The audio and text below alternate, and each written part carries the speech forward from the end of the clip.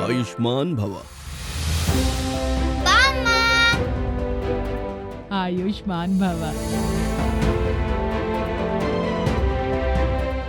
ఆయుష్మాన్ భవ. బామ్మ తాతయ్యలు మమ్మల్ని ఆశీర్వదిస్తారు, ఆయుష్మాన్ భవ అంటారు. మరి బామ్మ తాతయ్యలను ఆయుష్మాన్ అని ఎవరంటారు? మోదీ గారు.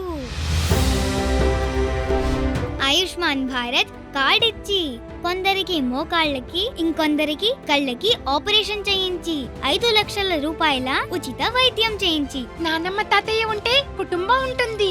థ్యాంక్ యూ మోదీ గారు.